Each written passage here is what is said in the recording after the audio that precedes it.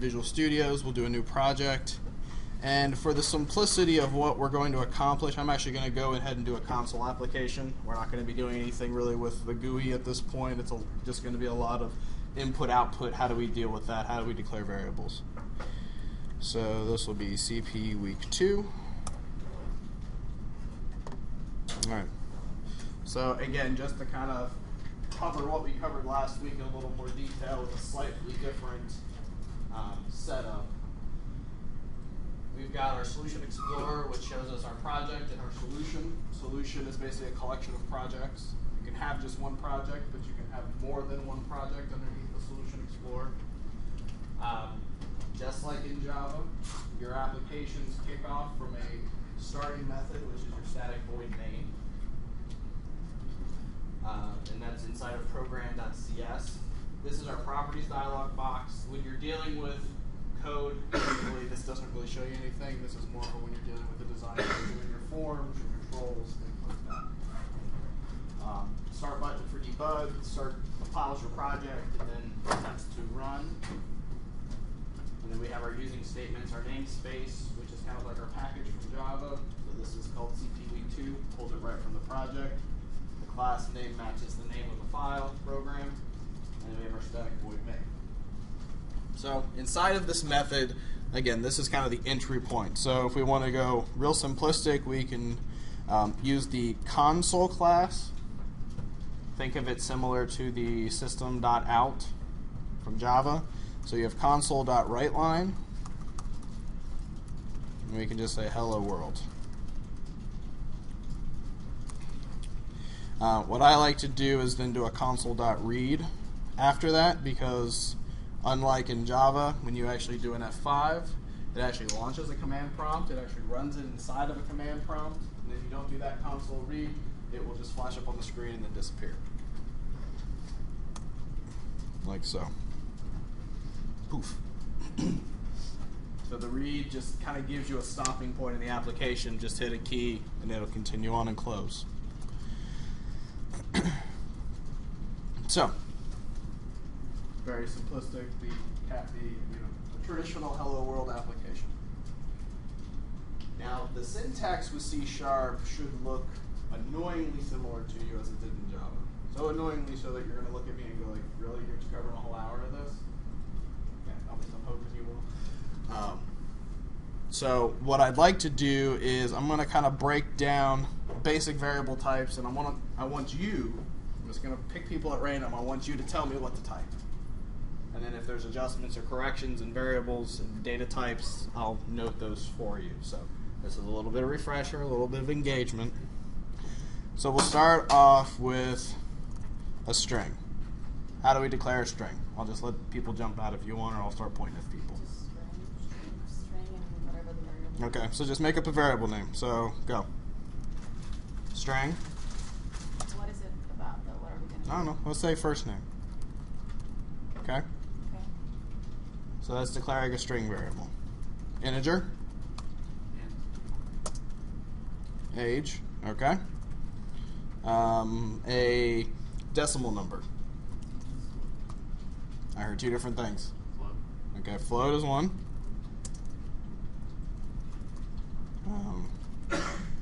What else? Decimal. Decimal.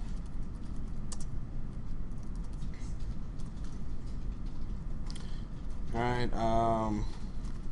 True, false. Bool. Okay, now let's see. A character, if I just want to do a variable that's a single character. Char. What if I want to do date time?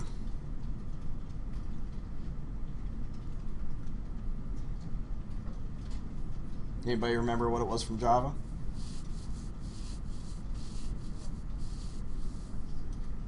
right. Date time. It's all right. That was a tricky one. Let's see what else is there. So we got strings, bools, numbers. This is something that's actually new to C#, or not new in C#, but is more commonly seen. unsigned numbers. So what's the difference?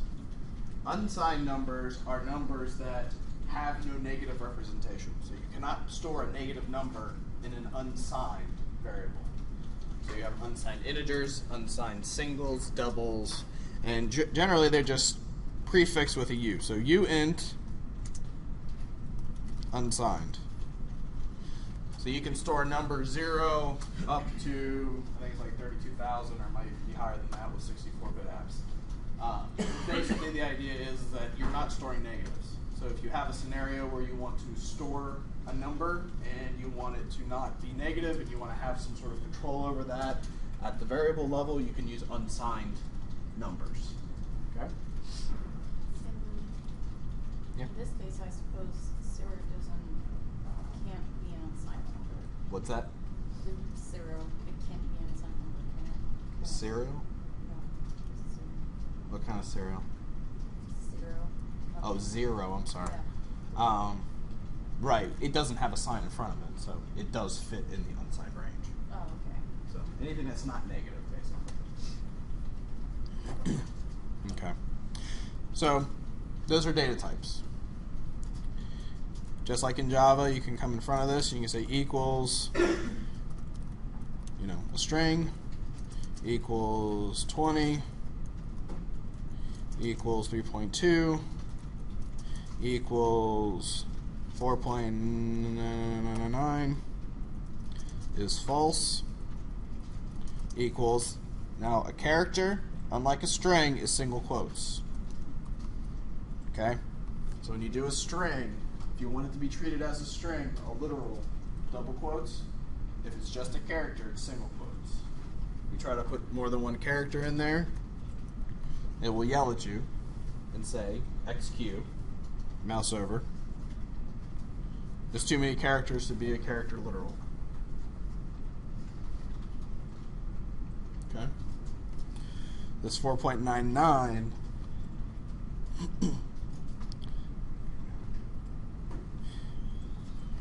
is also yelling because it can't determine what it is from the literal. So it says literal type double cannot be implicitly converted to type decimal. Use the capital M suffix to create a literal type. So with these type of numbers, if you want to treat this as a decimal, you suffix it with a capital M. Floats are the same way. You put a lowercase f at the end. So when you have a literal number and you want it to be treated as a particular data type, you use these notations. And the detail on them is in the textbook.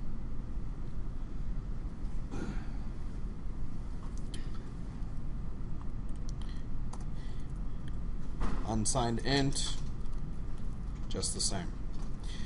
Date time is technically not what's considered a primitive type. It's looked at as a class. And actually all of the types inside of the framework are treated as classes. That is different from what you have in Java. So everything comes from a base class. Everything inherits from object in this case. With date times in particular, though, you actually have constructors. And those constructors can take different sets of parameters. So there's year, month, day, hour, minute, second. Date, time, type. You can go all the way down to the milliseconds. So you have a lot of flexibility here with this date time. The date time is actually smart enough where it understands different calendars and time zones. So you can set up the date time variable that runs on a Gregorian calendar or runs on a Hebrew calendar or any type of calendar you want, and it will actually cast and convert those date time values based on those localizations. Additionally, you can set it as Eastern Standard, have it convert over to Pacific or Central or UNC or UTC, so you have control over those types of elements.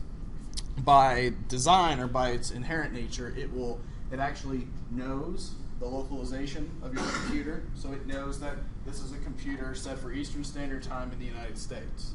So the framework pulls that data out of the operating system and will have those data types respond accordingly. So if we go in and say take this number, format it as currency, we'll talk about that a little later, it knows that you use US dollars. So it'll put a dollar sign in front, decimal points accordingly. If you do it in, I believe, British pounds, I think they use a comma instead of a decimal in that case, and then you have the pound symbols, obviously. So it is adaptive based on the environment that you're running the application in. So there's some pros to that as well. So if you say this is 2013, 09, 04, that sets DT equal to that date.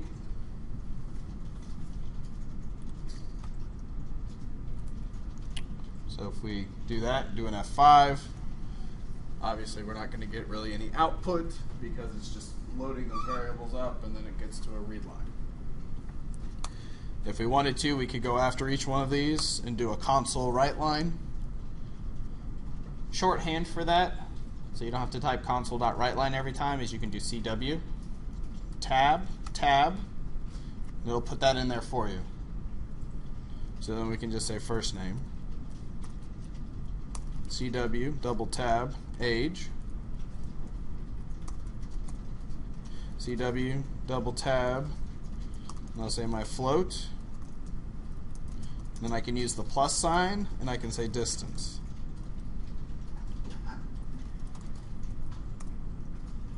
CW, decimal, plus sign, dec, CW is true,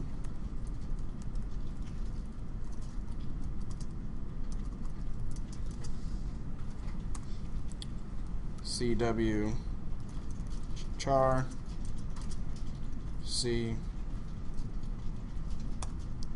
CW date, DT, CW unsigned int, unsigned.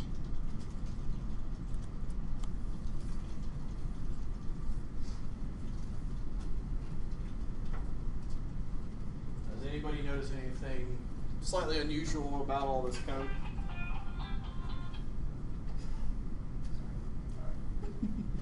Anybody notice anything slightly unusual about all this code? Especially the ones where I put a string in front of them. In Java, can you just like start adding strings and numbers together just arbitrarily without having to do anything called casting? Usually have to prefix it with like a .to string. Yes. All right. What's happening here is that since every data type inherits from the base class object, they all come along for the ride with the toString method. It's built into everything.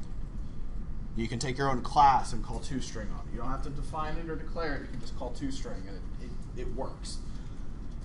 Because of that, the compiler understands that you're trying to concatenate a string and some other data type together.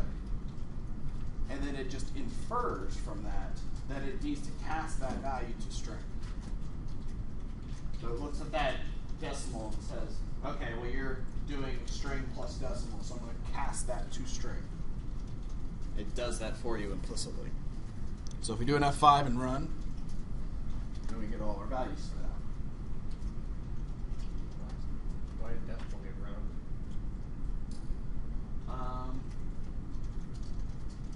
That's a very good question. When did our decimal get round?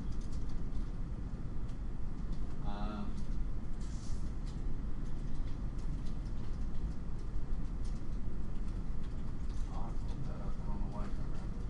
That would be automatic, maybe. I shouldn't round it unless. Would it be because of the M?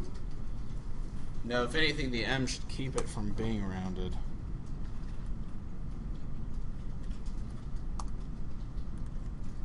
Huh.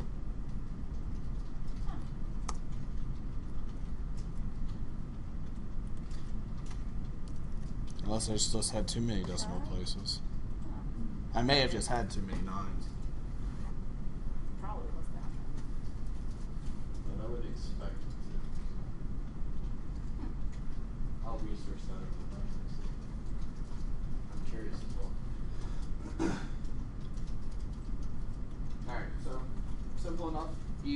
hopefully again, nothing new. Any questions around it? Anything that looked out of the ordinary or kind of lost you on? You're probably not the only one, so. All right.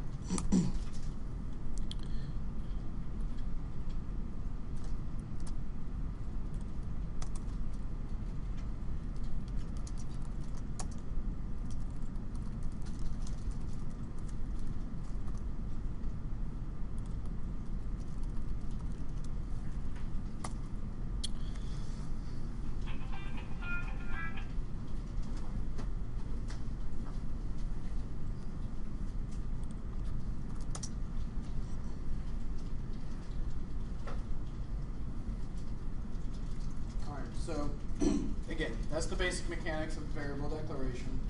Shouldn't be anything new. Next thing I want to kind of cover is reading values in from the console and then taking those values and casting them, doing conversions. So we've got different methods of doing it. We have direct casts, parse, convert, and then a try parse. Alright, so the first thing we'll want to do is prompt for value and read value from command line.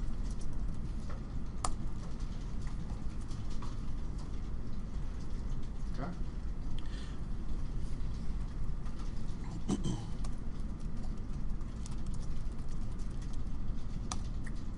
So I'm going to have string str input, that'll be my input value, input from console, and then int my number. So I'll prompt and say input a number, 0 to 1 million. And then I'll do a console.read line, and console.readLine is going to read in a string. So anything that comes off the console is going to be a string. Equally, anything that comes from a text box on a form is also going to be read in as a string. So this convention, what I'm showing you, has application on the Windows form side as well. So if the goal is to store that string inside of my number, we can't just say my number equals str input. The compiler will yell at us and say that this string cannot be implicitly converted from string to int. So there's different approaches to this. We can say my number equals an int str input. So this is a direct cast. We're basically saying take the str input variable and convert it to an integer. I like to kind of describe it as having different masks for different data types. So in memory you have this string, the number 7. It's supposed to be valid.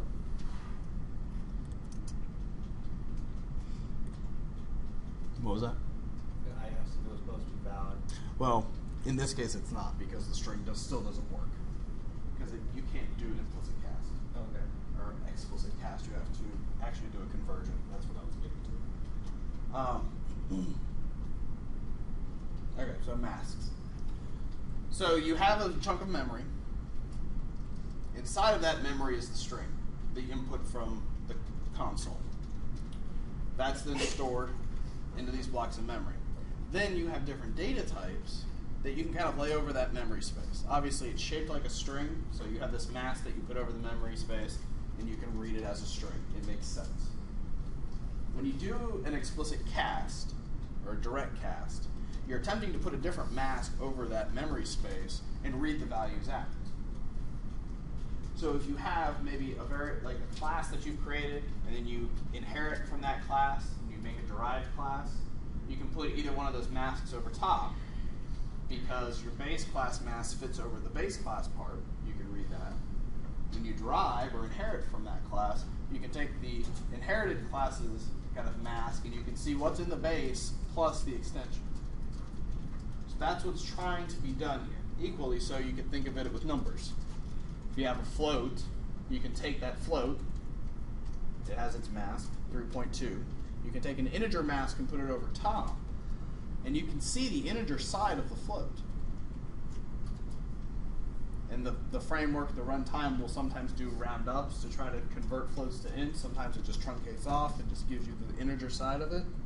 So these direct casts have flexibility, but they're not always 100%, and they're not always understandable by the compiler. So in this case, even doing a direct cast from that string to int, it doesn't know how to do that conversion. The runtime itself, the compiler itself, does not understand how to take that string and convert it to an int. So in this case, you don't get a result that you want. Basically, this is a compiler time error yelling at you saying, I still can't convert the string to an int. So the alternative is you can say my number equals, and then again, because all of these data types are classes themselves, you can say int dot, and there's a series of methods available to you. Parse will then take in a string, and it'll do its best to attempt to parse out the number from that string and return it to you as a number. Pretty good. Alternatively, there is an entire framework for doing data type conversions built into the .NET framework, and it's all based off of the convert class. And then because you have these primitive types, they're already kind of built in to do conversions. So you could do a convert dot to string or to, and then these are framework types. So an int is considered an int 6 or int 32. You have short int, which is an int 16, and a long int, which is a double. So we can say convert to an int 32, and then this constructor will take, or this method will take different kinds of parameters: booleans, bytes, chars, date times, decimals, doubles, floats, ints, longs, objects, signed, bytes, shorts, and strings. So we can pass in here str input, and then say my number equals convert to int 32. Right? These essentially are the same. Scroll up. These are essentially the same. If I recall correctly, the convert.to int 32 actually utilizes the parse method under the hood.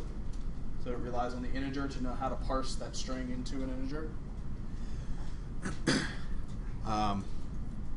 And these work great 99% of the time. So I can put in 99, hit enter, it's actually waiting for the end of the line, and it'll complete, no problem.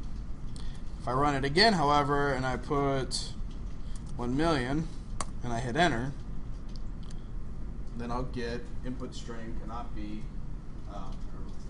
is not in the correct format. So what it's saying is that the string that was read in, 1 million, it cannot be converted to a number. It doesn't know how to do that.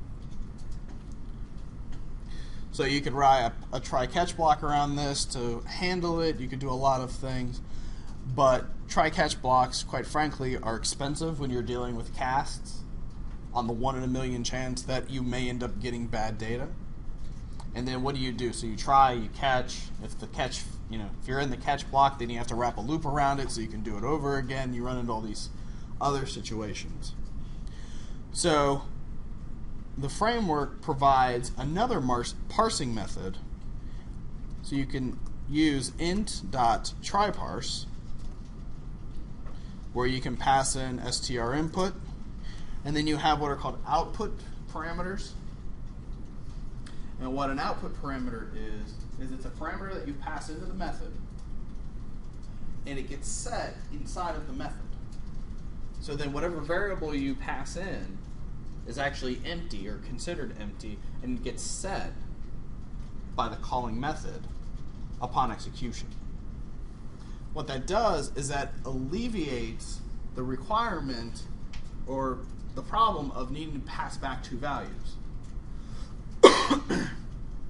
So what try parse does, if you actually look at the signature here, is that you call try parse, it returns a Boolean, takes in a string, and then it has an out parameter with integer. So the method itself will return true or false, whether it's able to parse or not.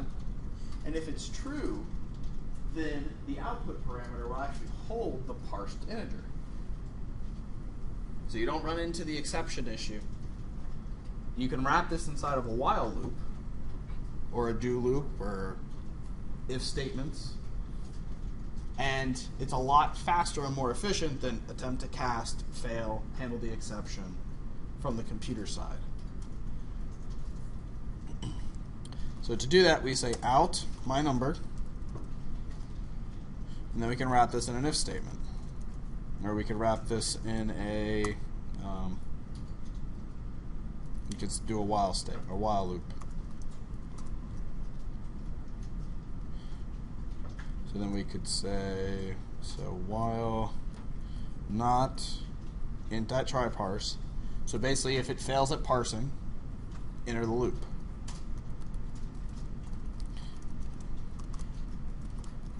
Invalid number, try again.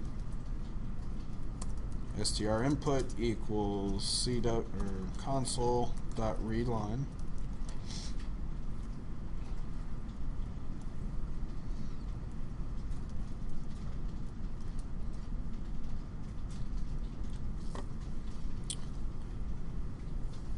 So now if we run,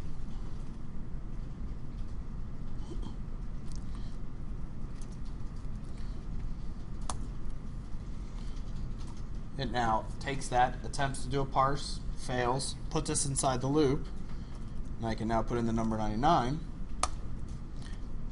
Didn't prompt again, so it accepted that number, and then exits. So we could do a CW. Your number is my number. And again, you could still call toString explicitly if you wanted to.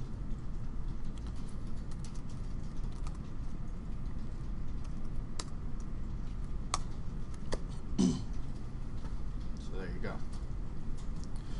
So Booleans have this, floats, pretty much all your number types have it. Date time even has that. So if you're receiving a date time value as a string, you can run try parse. It's very smart, so it'll attempt to parse it in millions of different ways. Year, month, day month year, month day year, times included. So that's definitely a handy one to use as you go through and you're taking user input and trying to handle it gracefully instead of just throwing a cast at it and hoping that it converts. Okay? Any questions around that idea? Again, hopefully it's not new, but that is something that I haven't seen executed in Java. So that's definitely, excuse me, it's definitely kind of a gem to the language and the framework.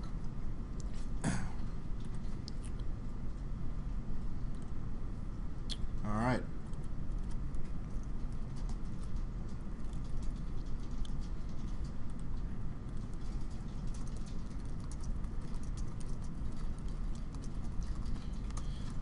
Now you may be wondering, why am I putting these into methods and then tucking them away?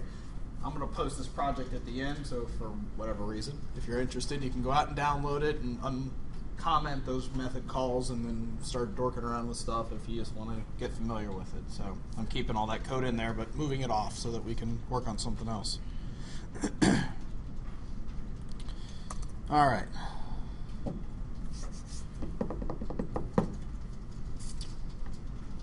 We covered strings, we covered numbers, casting.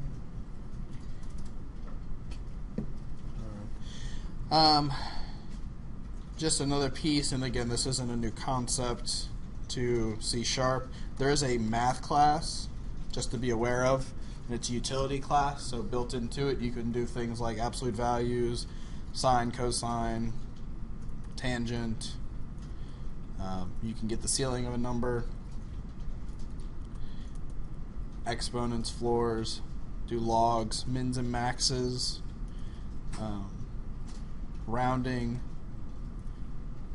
truncates, tangents, all those things. So all of that is within that single math class, so just be aware that it's there. So if you get to the point where you need to do some slightly higher level math than just basic arithmetic and you don't want to write the code for it, don't write it if it exists, or unless you're really bored. You've got the math class there to kind of help you out. Alright, so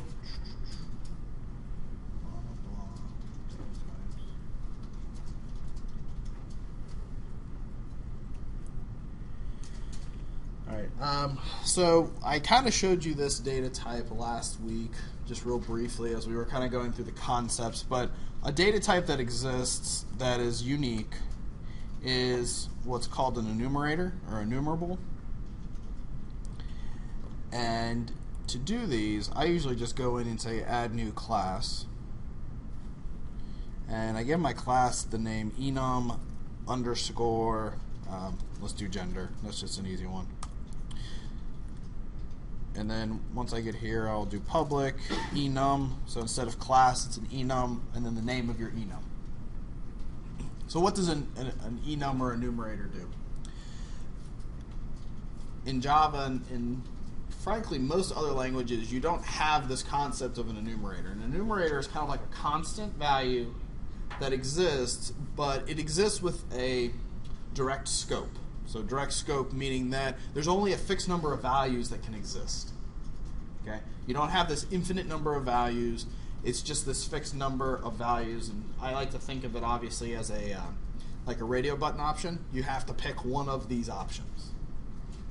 Okay? Gender is the most obvious one. So we could go through and we could create we could do it this way. We could say public class gender. And then we could say public string const string male equals m, public const string female equals f. And then inside of program we could say gender.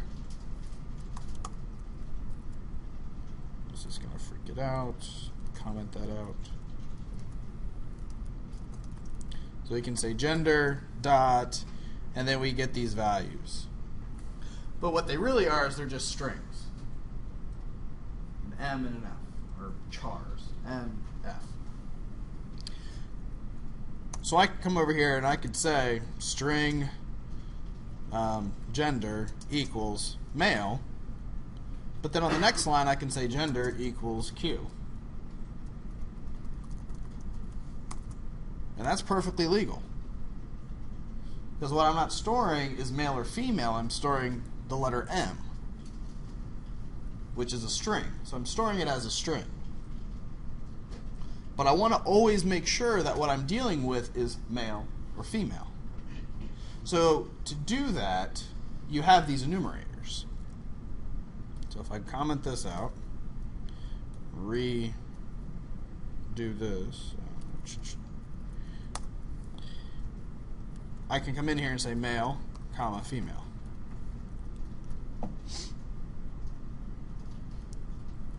So now if I flip back to my program,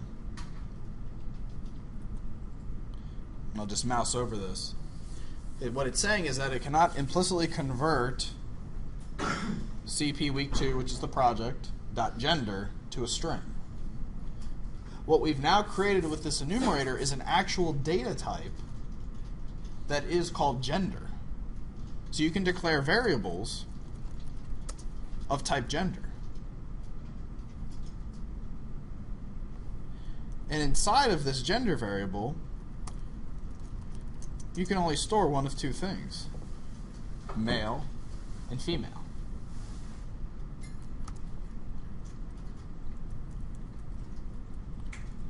if I try to put a string in here,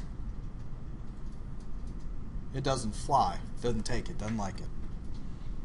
Because it's actually of type gender. If you've done any sort of C++ programming, specifically around Windows programming, you've probably dealt with things that are called flags. And usually they're aligned to your binary kind of, not walls, but your binary steps. So 1, 2, 4, 8, 16. And then you can do what's called bitwise operations or bitwise math to merge and demerge. Anybody? Okay. These enumerators kind of follow that concept. So you can build these as flags.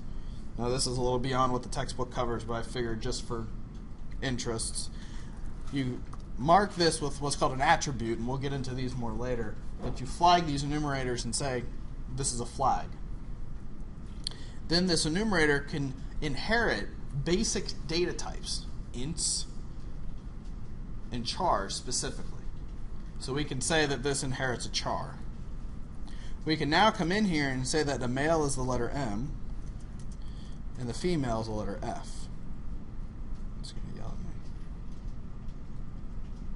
Oh, that's right. I'm sorry. All right. So we can only do numbers.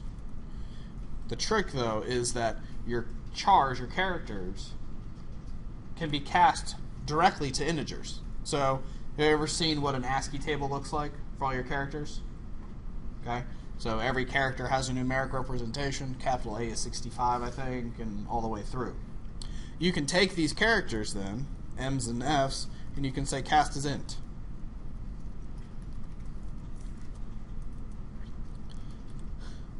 So then on this side of the program, the actual execution, we still have our data type of gender. It still exists. It's still tightly coupled to this enumerator of M or F. But we can now do something unique with it.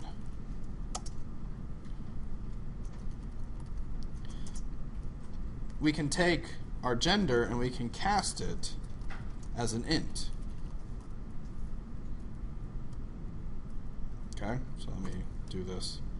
Int I gender,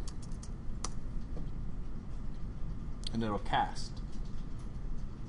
But if we actually want that character, that M and that F, we can say char C gender equals char I gender.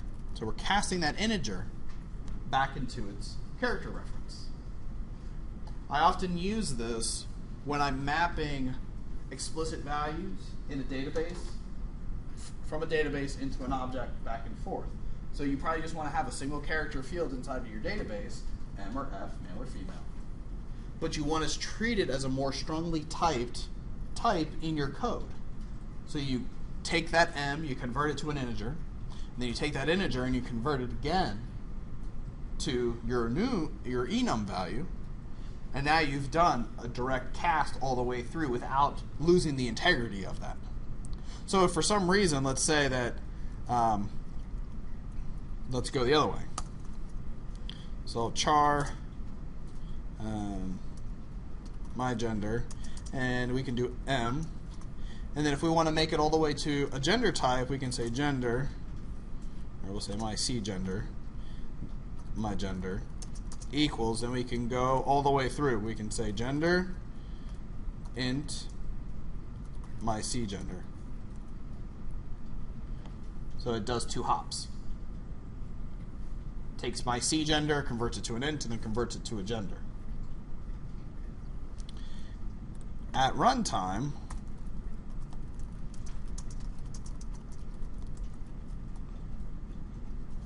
it works. Doesn't blow up, nothing, no fireworks, nothing terrible. If I were to come in here, however, and say Q, run, it did something. I think it took the top one.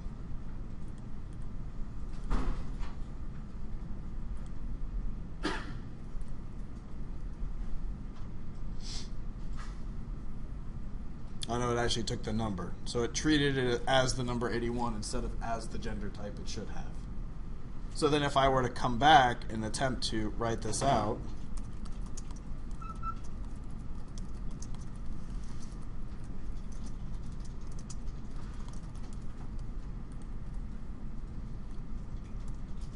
it says my gender is 81.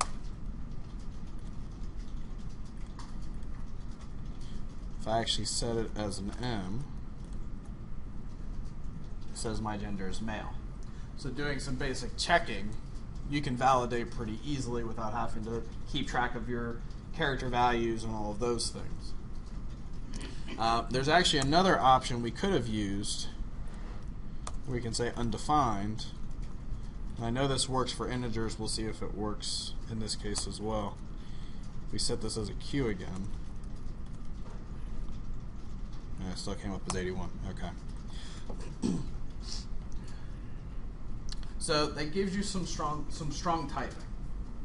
You can validate things a little easier. You don't have to carry around all these cases.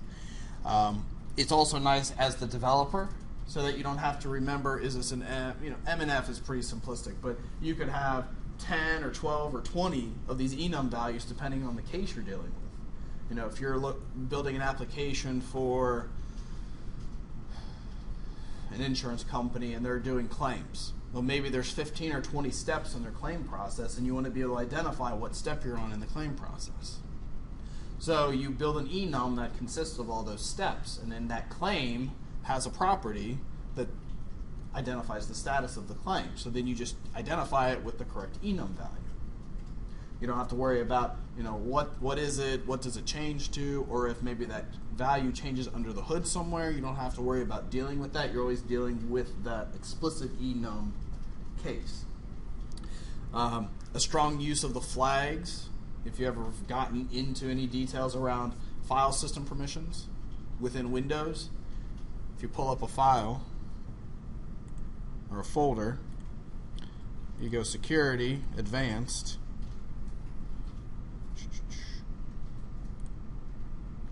do a view.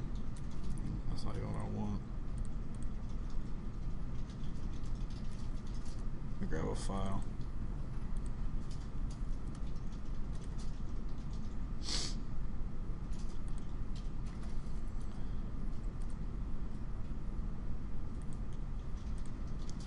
You have all of these permissions.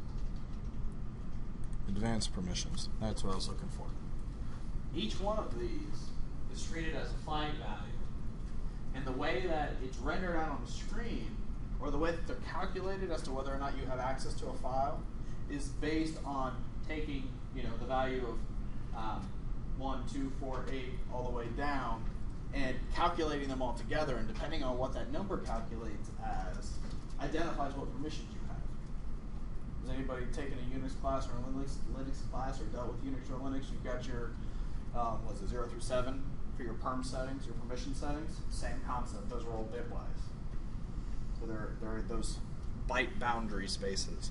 So from there, you know, if you have a 7 as your calculated value, then you have read, write, and execute. Because I think like read is 1, write is 2, and execute is 4 or something like that, or I don't remember what they are explicitly.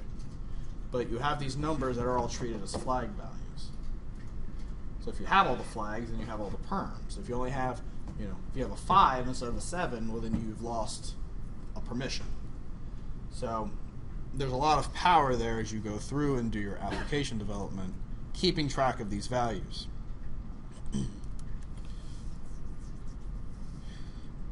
Right. So those are enums.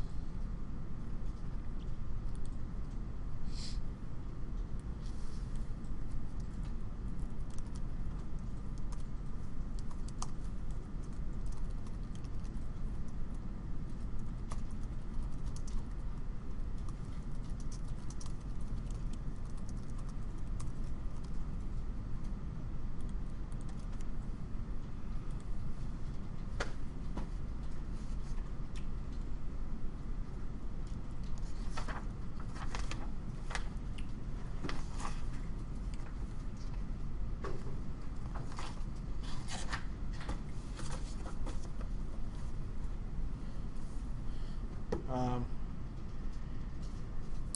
talking kind of fast, but Can anybody tell me about escape sequence characters? Anybody know about those? They usually proceed with a slash, and it's for doing complex things inside of strings. Anybody articulate that to me? Saw you nod your head. Yeah, I can't articulate them. Okay. I've used them, but Okay. So there's a special set of escape sequence characters, and this is true in C++, Java, C#, even exist in VB.NET, and I'm pretty sure that, well, I mean, I know they exist in SQL, so they probably exist in Rails. I've dealt with them in Perl scripts, in VB script. So the general idea is that you have a string of text, and you want to be able to format it in a particular way. So when we write text out to the command line or the console, we often use this write line. When we do hello world, and it spits it out to the console. Puts that nice little line break at the end. You can also put the line break in yourself by doing /r/n. And I'm not sure if it'll take it one way or the other. I know for files on Windows you have to have both, but I'm not sure if the console requires both. I think it's just N. Now I think / if you just do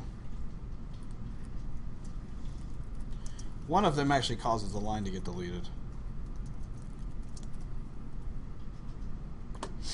Yeah, so if you follow, okay. So /r/n, /r is carriage return, /n is line feed. Okay. A line feed is through and through the way that you do a line break. It actually reflects back to typewriters. The carriage return is essentially the same thing. Some operating systems, specifically Linux and Mac, don't require the carriage return, the /r, to exist in order to do a line feed because the new line is /n. Microsoft, in their infinite wisdom, decided that you need both to do a line feed. Ironically, they decided also that if you just do a carriage return, a /r, by itself inside of a console, you whack that previous line. Okay? So let's walk through this a little slowly so you can see it. And it's actually kind of fun. So let's do console.write /r. So we'll say, and then we'll do a console.read, and we'll run it. Did I miss one? No. So it prints out hello world /r without the /r on the end. Did I do it as a right line? No.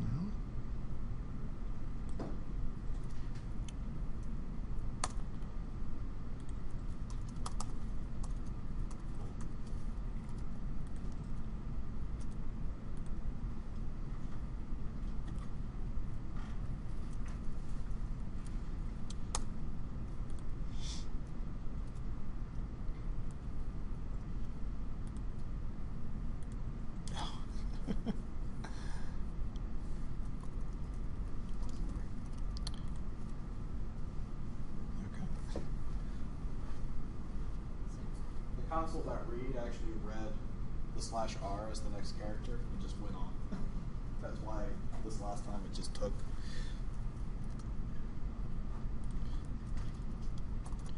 So if I do a /read, you'll notice that it just goes. Now it's going to make a liar out of me. Okay, it's going to make a liar out of me. That's fine. So it prints out the /r. You hit enter.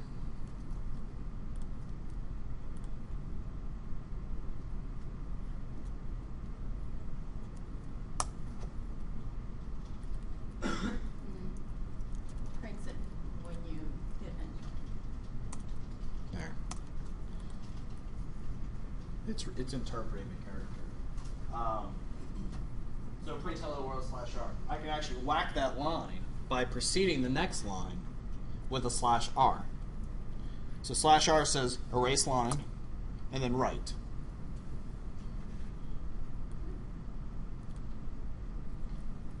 So if you've ever seen these really fancy little CW running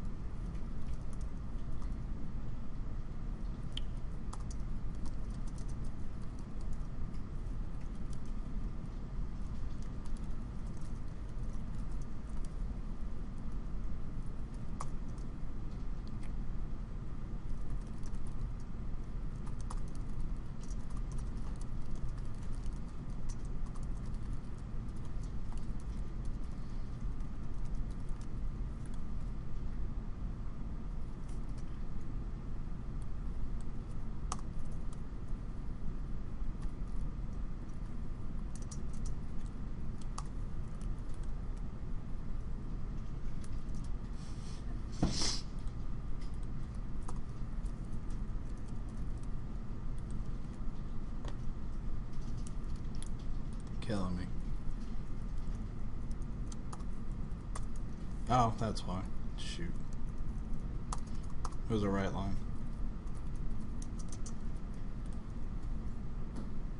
There. So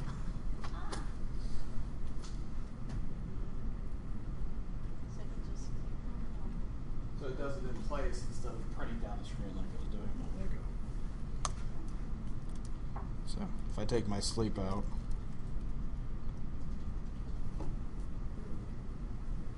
then it's just looping through, printing those numbers out sequentially. So, fun little thing that you may find useful if you're ever having to write a command line app processing a large series of records. So besides the /r and the /n, since I went off on a tangent, you have /t's, you have double slash, and you have /quote. The double slash and the /quote are used to escape those characters if you actually want to put them in a string.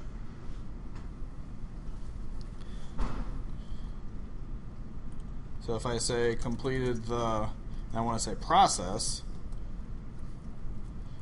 I can't put quotes, I can't put process in double quotes. It actually breaks the string and then it treats the word process as a variable.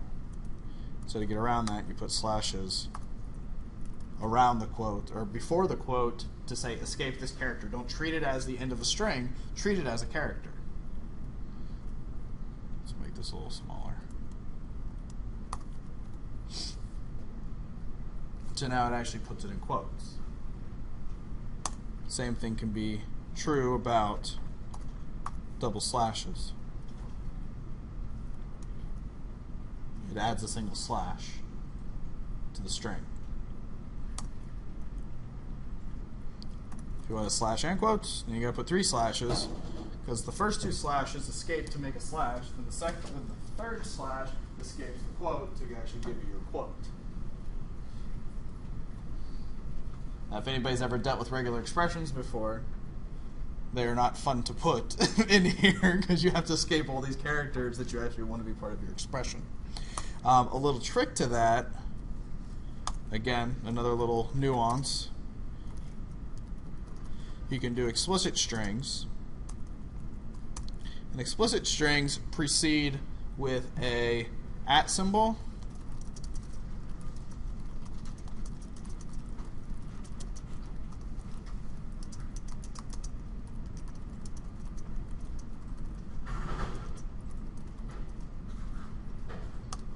Or I think you can do it that way.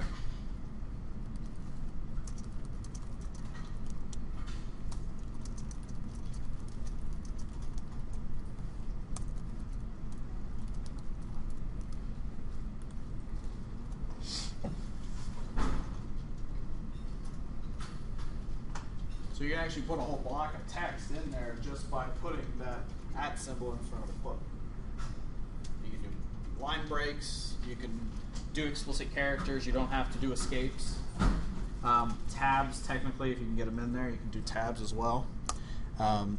I've often done this when I'm trying to build an email body, and if for some reason I'm hard coding it into the application, but I want to make sure that it's readable, it's not just lines of text. You can do an explicit string, and then you can just actually put the entire body of the email in there, and it'll make sure that the formatting is halfway decent. So.